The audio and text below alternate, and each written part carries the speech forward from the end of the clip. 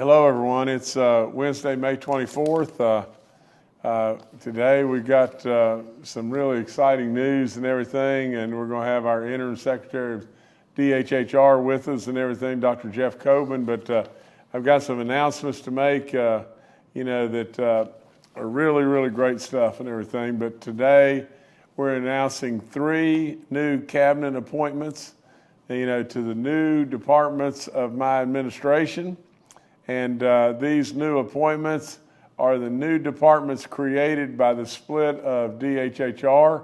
Like I've said, and I've said it 15,000 times, but I welcome, and I have always welcomed, any way that we could possibly put something together to get better. I don't welcome just a rhetoric to be on a soapbox and whatever it may be, to say, look what we did and everything else, if it's not going to make things better. I truly think we're on a pathway to significantly make things better in DHHR. I know that Dr. Jeff Coben absolutely is an advocate in every way, but I am announcing today that these 3 new secretaries and everything, if we could make welcome to our new secretary of the West Virginia Department of Health, Dr. Sherry Young. And we all know Sherry and what an incredible, incredible job she's done. And our new secretary of the West Virginia Department of Human Services, Dr. Cynthia Persily. Cynthia is a superstar beyond belief. And another one we have is our new secretary of the West Virginia Department of Health Facilities, Michael Caruso. And so, Doc, I'm going to turn it over to you and Dr. Coben, and you can tell us a lot of really good stuff and the welcoming of these new secretaries. Well, thank you, Governor. And I first want to welcome and congratulate Dr. Young, Dr. Persily, and Mr. Caruso. It's been a great honor and privilege for me to serve you, Governor, and the citizens of West Virginia and the employees of DHHR over these past 6 months. And I look forward to working to assist with the leadership transition process in the weeks ahead. As I've mentioned in other recent briefings that we've had, I believe that we have some very strong positive momentum at DHHR. And I'm very proud of the things that we've been able to accomplish over these past several months. When I started, Governor Justice charged us from the beginning with making sure that we do all that we could possibly do to protect our most vulnerable citizens. And we took that charge very seriously. We have, since that time, significantly strengthened our child welfare system by successfully building the workforce, both adding new hires to our system and retaining our current skilled workers. We've also made a significant investment in technology and other supports to help our frontline staff do their work and to help families enroll in and apply for services that are available through the state. We've also strengthened many partnerships with community-based organizations that really extend the reach of DHHR and provide a crucial network of support for foster families and others who provide essential services to West Virginians. This includes, for example, some additional funding that's been allocated to help child care providers maintain their financial stability and provide families with the assistance and continued availability of child care, which we know is a critical investment in our workforce and in the state's future. We're also better addressing the nutritional needs of school-age children during the summer months, and we'll continue to work with the West Virginia Department of Education to make these resources permanently available in the summer of 2024 and beyond. And as I've mentioned recently, I'm very excited about the successful launching of our summer internship program that can help serve as a pipeline for meeting the future workforce needs of our Department of Health, Department of Human Services, and Department of Health facilities.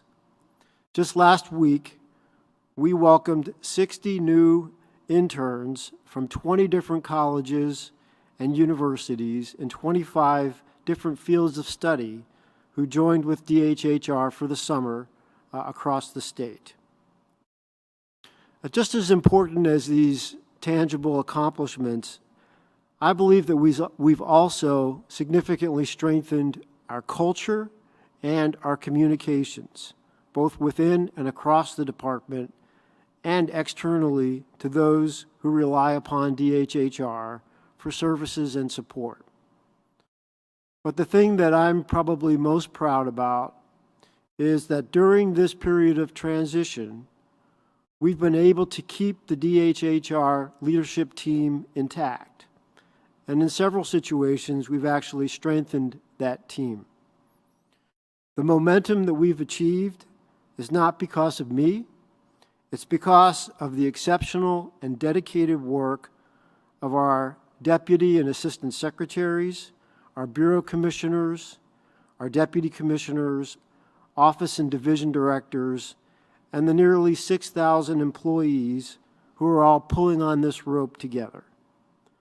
So I'm extremely excited about the current department and the 3 new departments that we'll be building together over these next several months. By empowering our existing leadership team and adding 3 very talented, new, strong cabinet-level appointees, I think we have a tremendous foundation for a very bright future. So with that, I will turn it back to you, Governor, and again, I want to express my thanks and appreciation to you and your team for your confidence and support. Now, Doc, I just say just one thing, and it's just this, is, whether it be yourself, Dr. Marsh, General Hoyer, when we decided to make that move, and we absolutely, went right into that mode, the accomplishments are unbelievable. And we want to thank everybody all the way through the whole chain, because we are pulling all the rope together. But, I just think it's incredible what has been accomplished. And Doc, you're very humble by saying, it's not me, it's everybody else. It was surely a big part you two. And so we thank you, and thank you from the bottom of my heart. I think, Doc, are we going to have our secretaries that are with you there speak, or what did we decide to do there? Absolutely. Let me first introduce Dr. Sherry Young, who will be our deputy, or he'll be our secretary for the Department of Health.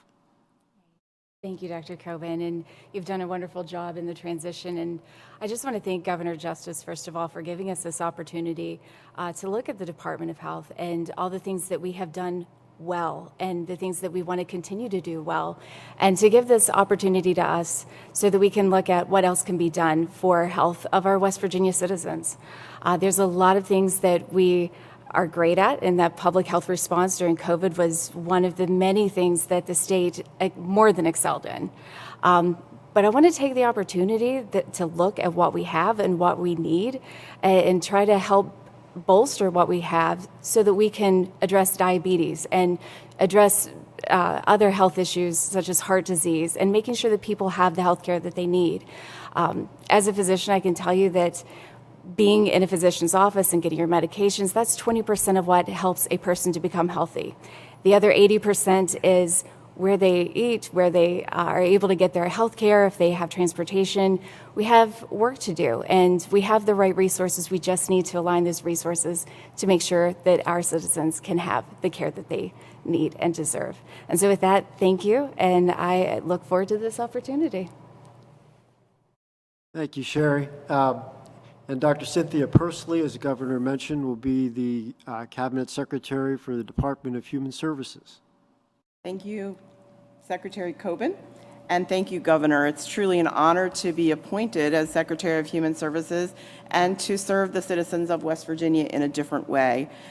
This new vital agency will serve the most vulnerable people in our state, including children and families and those in need of income and medical and healthcare assistance, those needing food and nutrition services, and those who are experiencing behavioral health challenges. My mission in this role will be to effectively lead this transition for this division while also respecting the dignity and rights of our employees, but also those who we serve, and also preserving our West Virginia values with integrity during that period of time. Our goal will be to improve the well-being and quality of life for our fellow West Virginians, and along with my new colleagues, Dr. Young, Mr. Caruso, the legislature, Governor, your administration, and you, I'm ready to get to work. Thank you. Also, the final appointment is Mr. Michael Caruso, who will be the Secretary for the Department of Health Facilities. Hello, everybody. Congratulations to the other two secretaries, Doctor. It's a pleasure to join. I'm grateful and honored to join the team as well. From an outside perspective looking in, I'd like to thank the governor and let everybody know that everybody that we've worked with up here at Orchard Park Hospital, which is an adolescent psych facility, which should open in the next 90 days, has been very, very helpful, knowledgeable, responsive. So I am delighted to join the DHHR program. It's a great benefit for the state, and I'm looking forward to joining the team as well, and looking forward to working with you. Well, thank you all. I very much appreciate your willingness to lean in and jump in, and I look forward to working with all three of our new appointees. Turn it back to you, Governor. Well, you know, Doc and we're personal friends, and I refer to you as Jeff. You know, I welcome and again Doc and Doc, but you know, I will refer to you as Sherry and Cynthia, and I know you'll do phenomenal work. And Michael, you just keep knocking it out of the park and everything, and make us really proud. And so lots and lots of good stuff happening, and all across the state. We want to just continue to make it better. That's what we do. If I could talk to you just a second about the very, very folks that we owe everything to, and I've said it over and over, but you know, whether they're our veterans or our active National Guard or our active military all across the globe, how can we possibly not recognize the contribution and what they have given all of us, and they continue to do that every day. You know, there's a specialist, his name is Brett Williams, and he just won the top honors at the 5-day Army National Guard Region 2 Best Warrior competition last week at Fort Barefoot in Virginia. And you see his picture right there, and I'm going to tell you, you don't want to tangle with that rascal. That's all there is to it. I've got to read this to you. In the 5-day competition that included a written exam, a 13-mile ruck march, Army warrior task, night and day navigation, confidence course, a combat water survival test, and a timed multi-weapons challenge. Now Specialist Williams is going on to compete in the National Guard's Best Warrior competition being held in Alaska in July. He makes us really, really, really proud. And so please join me, you know, in the congratulations of his incredible accomplishment. The very, very people that make us safe, the people that provide us the life that we have, and we owe everything to them. And so, Brett, congratulations from all of us in this great state. You're a superstar, and you know, I hate to say it this way, but I know just as well as I'm sitting here, you're a badass too, and I don't want anything to do with you. So nevertheless, just keep doing the great work. Really proud of you. Now, if I could switch to something that's kind of a little bit more peaceful and everything, but our waterfall trail expansion. I get these numbers and all this stuff. Since we launched it, and it's the only waterfall, it was the first waterfall trail in the United States. But since we launched it, there has been 35,000 participants check-ins with visitors from 49 states and 15 different countries that are absolutely in our state, you know, looking at these incredible, you know, sights and letting them touch their soul. But, you know, it says you can now explore 38 jaw-dropping waterfalls throughout the mountain state while winning exclusive prizes along the way. And, you know, and I'm not going to go through all the prize stuff and everything, but you can win prizes. And as like I said before, the first waterfall trail in the country, and the trail has received tremendous national recognition, such as top-tier travel publications, including Travel and Leisure, USA Today, and Southern Living. So to Secretary Ruby and all those that played a gigantic part in launching this, way to go! Another big success in West Virginia. You know, if you're over Memorial Day weekend, it's right around the corner and everything. We want you to take a look at going online. You know, you know, many are through our state parks rather. You know, we'll be giving a 25% off, you know, coupon or you know, award to you as you go, whether it's the rental of a cabin or a lodge room or a campsite. You know, just so you'll have a beautiful, memorable weekend, you know, over Memorial Day. You know, the First Lady has launched basically it's for punch, non-alcoholic punch recipes and everything, you know, and the winning recipe will be served on West Virginia at the West Virginia Day celebration at the Cultural Center and everything. Well, you know, there's so much great work that's been done by the First Lady and her crew that's all around her and everything. And this is just another, you know, stepping stone to doing all kinds of good stuff. Please make sure that your entries are mailed in by June the 2nd and sent to the governor's mansion and everything. And so I guess the recipe submissions must include a list of ingredients, the recipe itself, and the number of people that it serves. So take advantage. It's good stuff, great stuff. You know, as I promised all the time, you know, once a week we're going to come on and Dr. Marsh is going to give an update on the situation on COVID and everything now, but we've got that video.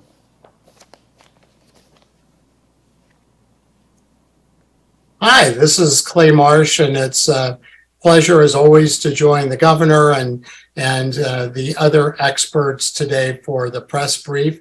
I am recording this segment on May 23rd, Tuesday, and I wanted to address a couple of really important issues for all West Virginians and really for all the citizens of our country and our world. You know, many people have started to wonder now, given where we are in the pandemic with the state of emergency being lifted both by the U.S. and also by the World Health Organization, and wondering where we are with COVID right now, and even wondering whether vaccines are as meaningful today as they were in the past, and some people even wondering if vaccines were meaningful at all. And I would just remind you, as we look back 3 years plus now, where we first started to see COVID-19. And we saw COVID move from China to Italy. And remember the devastation, the people dying, the elderly men in northern Italy, which is a wealthy part of Italy. The impact and the surge on hospital beds was so bad that at one point the government of Italy basically made a rule that said that nobody over 65 years old could go to an ICU bed and get a ventilator, which was really a death sentence for some of those folks. And that was done because the country was quite overwhelmed by the severity of the disease. And remember, when COVID came to the US and New York City, had so many people that had a level of illness that we didn't have vaccines, we didn't have treatment for, that they opened up the convention centers to expand the number of beds that people were that were placed in intensive care unit like conditions on ventilators.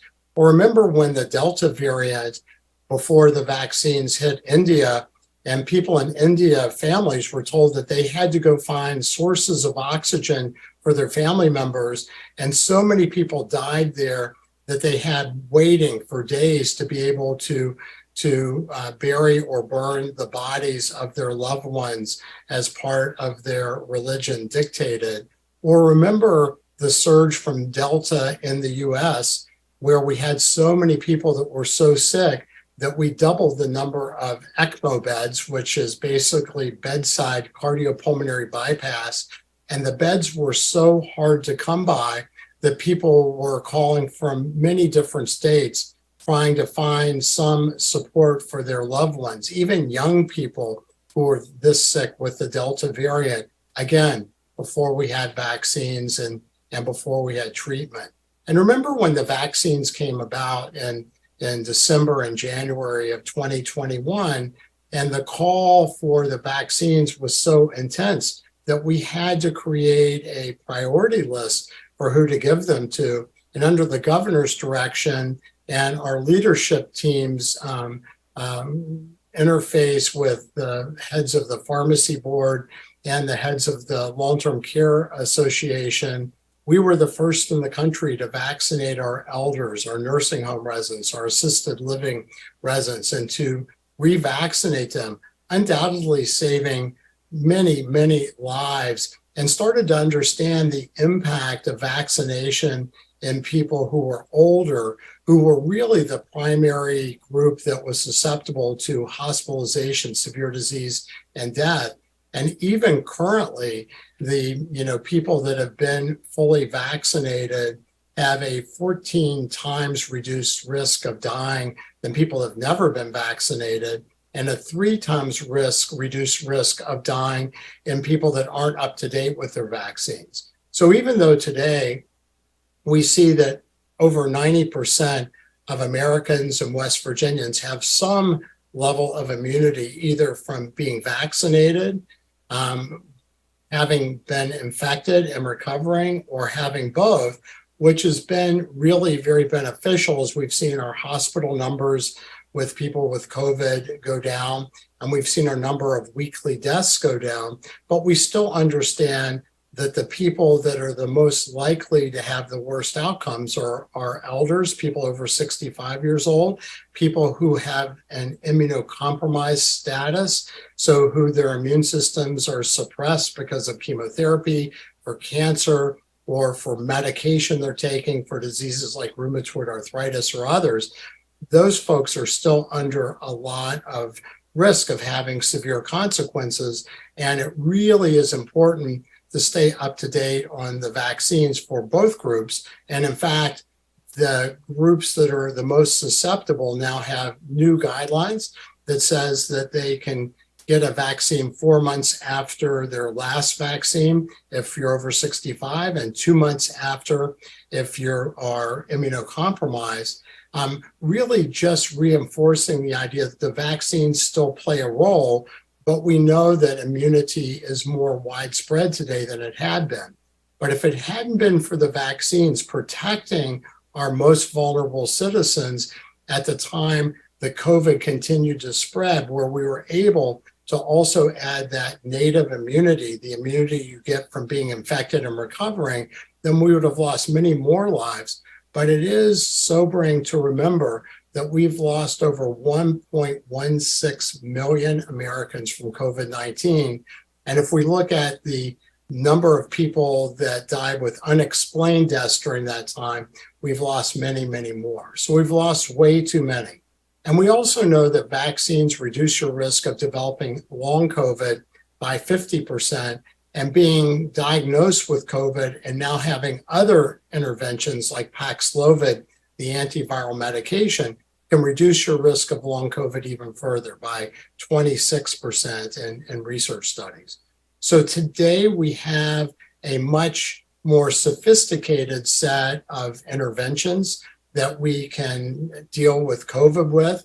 But remember, even though we today are seeing COVID being a less severe cause of death and hospitalizations in our country, over 80% of Americans have had at least one vaccine for COVID-19. So I would say, in answering the question, were vaccines helpful for us and did that strategy work? I would say we saved countless lives in West Virginia and in our country and in our world from having those vaccines available. And now we are seeing the benefit of the protection from those vaccines and medications that we've used to help save lives from people who were sick with COVID-19, and enable people to have that baseline immunity to protect them as they may have been then infected with COVID and have the added benefit of the native immunity. But because of the leadership of Governor Justice and all of our collaborators, healthcare workers, hospitals, county health departments, primary care clinics, primary care association, all of the people that have contributed, we have moved from having the worst projected outcome in the country, the sickest population, to when everything is corrected for how sick our population, we ended up with the 14th best life expectancy benefit for the way that we handled COVID-19. And I'm not saying that to congratulate us. I'm really saying that to congratulate each person, but don't let your guard down. Long COVID is still an entity that we are dealing with. People are still dying of COVID-19, much less than before, but we don't want to let our guard down. And particularly for the most vulnerable people, please stay up to date with your vaccines. Look at the vaccine calculator at vaccinate.wv.gov. Stay up to date. Test yourself if you are having symptoms, and if you have a positive test, then please consider taking Paxlovid, because we don't want to lose another life, and we don't want another person to suffer long-term from the ravages of COVID-19 that today are treatable and preventable. Thank you so much.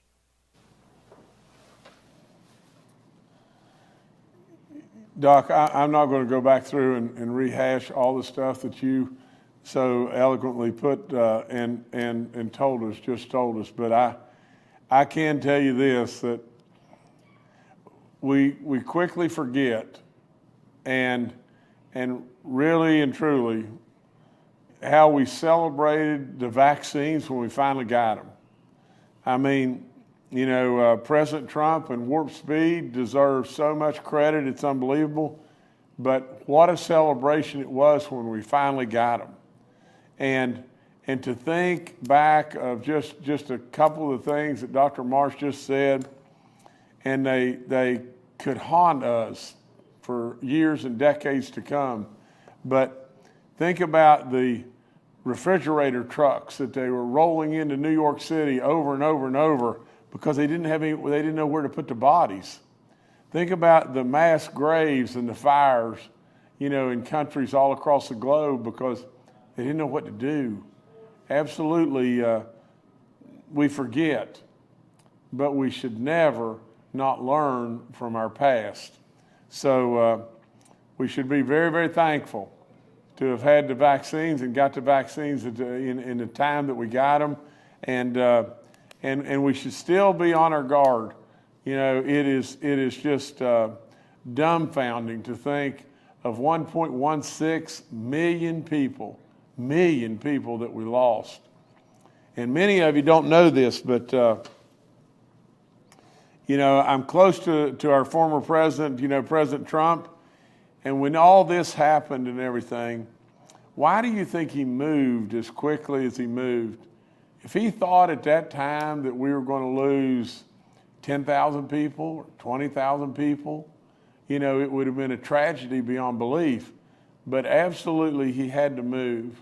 And the reason he had to move is, without any question, he had inside information from experts that told him absolutely that this could mount to the tune of hundreds of thousands of people, if not millions.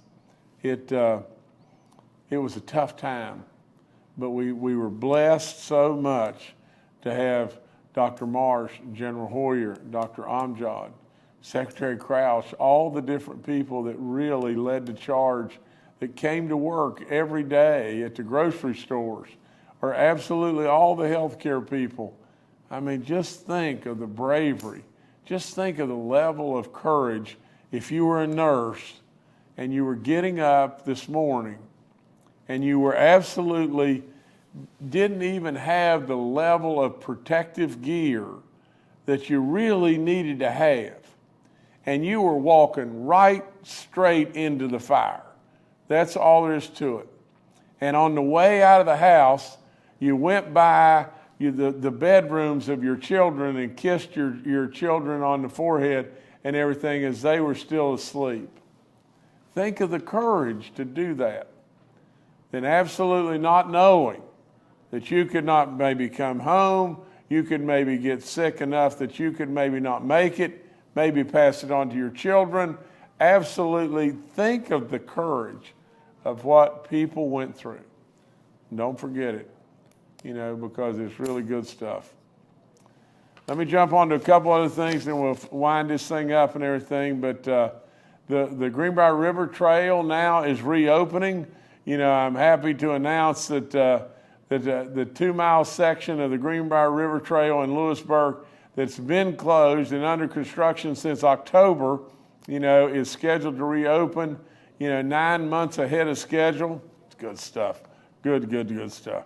You know, in the very beginning, we thought, you know, this is a big water project and everything. We thought, you know, that this could shut the trail down for years. But the people, you know, a lot of great work by the people, you know, in the town of Lewisburg, and great work by the contractors and everything. So a lot of good stuff, and the trail's reopening. But that's all I've got right now.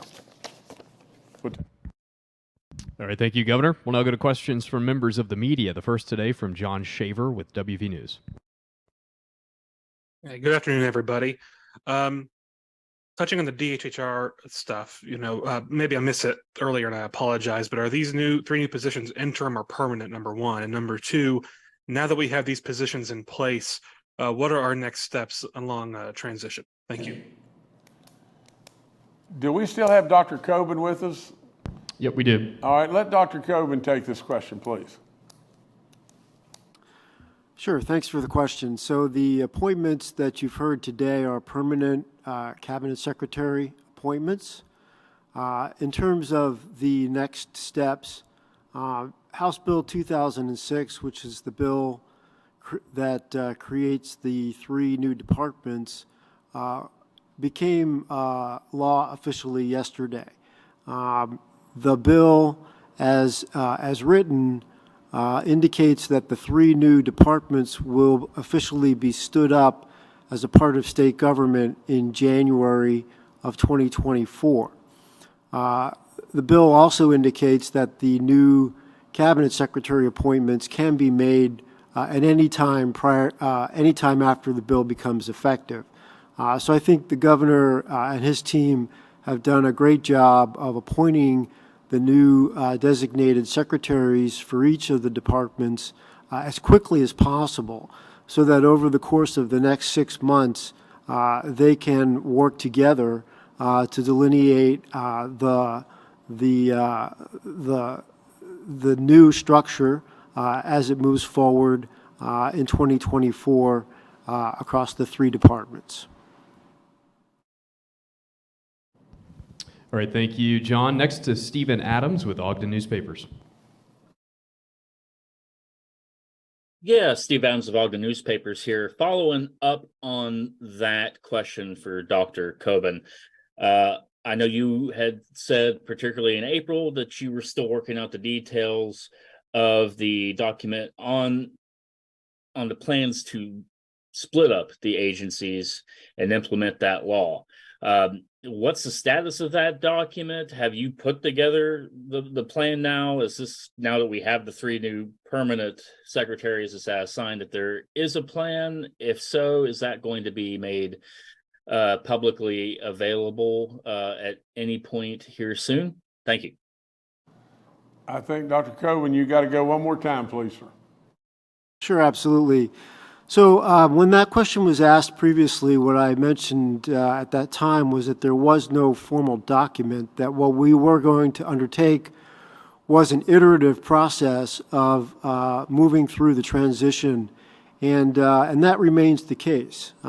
We are working closely within DHHR with the governor's team, with the new appointees, and with the members of the legislature to evolve these new programs over the course of these next 6 months. I think if you look at House Bill 2006, it's pretty clear what the ultimate structure will be in January of 2024. And what you can expect is that we'll be transitioning to that structure over the next several months. All right, thank you, Stephen. Next, we'll go to Kenny Bass with WCHS and Fox 11. Hi, thanks for taking the question and taking a moment. I have a question about a recent development we were reporting just today, that Democrats are now suing you, Governor, for your calendar. I would imagine for meetings with your chief of staff, with your staff members, et cetera. As you now kind of point toward your Senate run. Can you talk about that lawsuit? I know that you guys turned down a Freedom of Information Act request, saying that your schedule was malleable and it wasn't fixed, and so it changed quite often. But now that there officially a lawsuit has been filed by the Democratic Senate Campaign Committee, your reaction to that, and what is the danger in just handing over those records of those meetings? Thank you, sir. Well, Kenny, let me just shoot. I'm always just going to tell you the truth. You know, I think first thing that comes to my mind would be when's enough enough? I mean, you know, the day you walk in the door here, you know, like it or not like it, you know, this state was dead flat bankrupt. And you see all the stuff that's going on. Well, it didn't just happen by just falling off a log. I mean, literally, I would positively guarantee you that I work more hours, you know, and am more absolutely dedicated in every way to this state than probably anybody has ever been in this office. The reason for that is because I love it. And I'm really, really, really proud of all the things that we've been able to accomplish, from historical tax cuts to surpluses to absolutely taking us from a time when things were really, really, really, really tough into a time of prosperity. And there's so much more that can be done. We want to continue to try to help every single person, flip every rock, try to help every single person that we can help.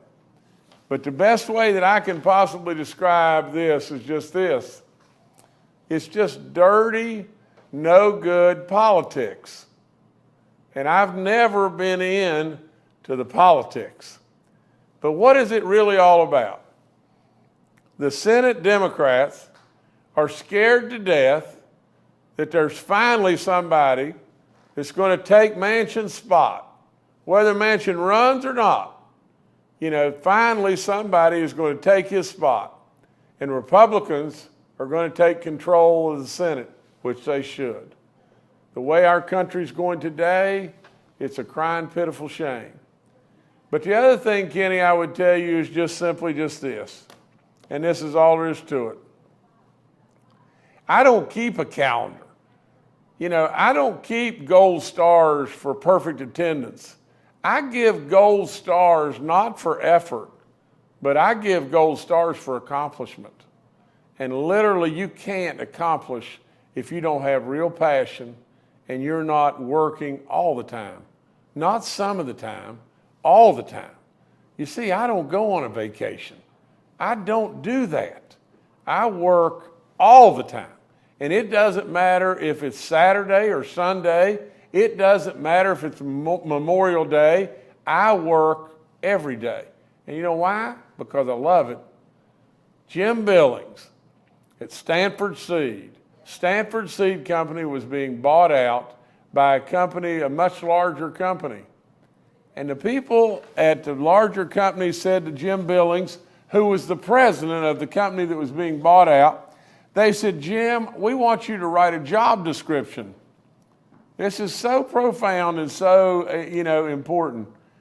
He said he sat down and he started writing about what he does. And he wrote 13 pages of stuff that he did. And then all of a sudden, he just laid the pen down, picked up a clean sheet of paper and wrote, see the right persons in the right job and they're motivated. That's my job, Kenny. That's my job. See the right persons in the right job and they're motivated. And then do what my dad said. Don't confuse effort with accomplishment. So Kenny, that's what I do. And this is nothing other than just that. We haven't seen any papers and everything. We'll address it when we do, when we finally do. But this is just nothing but a bunch of desperate, Democrat senators that absolutely don't want to give up their power. All right, thank you, Kenny. Next to Brad McElhenney with West Virginia Metro News. Hi, Governor. Thank you. Governor, many times you have characterized yourself to West Virginia citizens as a business guy. But the Justice family businesses are experiencing a variety of financial challenges all at once. $300 million in debt claims by your longtime banker, U.S. Marshals being assigned to seize thousands of dollars in another federal case, a federal judge ordering summary judgment over delinquent payments to a mandatory employee health care plan for miners, coal miners, and federal prosecutors asking for intervention in delinquent mine safety payments. What's going on with all those things? And can you still credibly cite your business acumen to West Virginians? Thank you. Well, Brad, first of all, and I know that everybody loves to just pile on stuff, but first of all, let me just say just this. Brad, I'm not running those businesses. I am not running those businesses. Brad, I haven't seen a set of books from the Greenbrier or the coal companies in years. I don't run those businesses. But with all that being said, I'll promise you that many of the things that you may be seeing that are reported or skewed one way or another, you may absolutely be really surprised by the final outcomes. And I promise you just this, that any obligation, responsibility, or whatever it may be, that these companies have, that they'll be taken care of. Now, but beyond that, Brad, I have said it over and over and over, there's 100 companies out there, 100 of them. Sure, from time to time, I talk to my kids, say how things are going. and all that kind of stuff from time to time. If on a weekend or something like that, I've got time to go do something or whatever like that, I love to drive by our businesses and whatever. But just imagine, Brad. I mean, you think of all the renovations and stuff, all the incredible development where the Greenbrier tore off the whole front of the hotel, built a casino, and since that time, I've probably been there 7 or 8 times, over all the years. Brad, I really am focused on one thing and one thing all the time, and that's trying to make things better for West Virginia. And that's what I'm going to continue to do. All right, thanks, Brad. Next to Randy Yohe with West Virginia Public Broadcasting.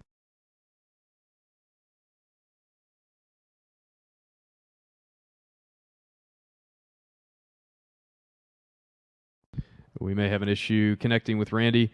Governor, I'll turn it back to you. I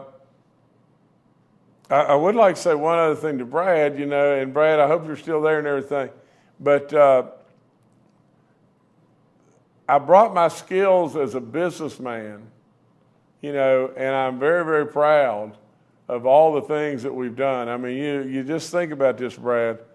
Our family started out with my grandparents not having indoor plumbing, and we built an empire of businesses and everything. Well, we didn't just do that falling off a log. But then, Brad, let's again be really fair. I came to the governorship. I brought my business skills that I am very proud of to the governorship, did I not? And in doing so, Brad, look what's happened to the state. I'm very proud of my business skills and everything, but you got to understand, I am not involved intricately in any way in our businesses today because I just don't have time to do it. When you don't have time to do it, you don't have access to the offices and everything. I mean, for crying out loud, our primary office is in Roanoke, and I've probably been in the building probably 3 or 4 times over multiple years. Our businesses will be just fine, but nevertheless, I guess the only other thing that I have to report is congratulations again to a specialist that is a warrior in our National Guard, an absolute superstar. Congratulations to 3 new secretaries that we have coming on that we hope and pray are going to make things better and better and better in DHHR. And with all that being said, I can't say enough for, Secretary Ruby and what all is going on in tourism and lots of good stuff in the state. We just want to keep making it better, and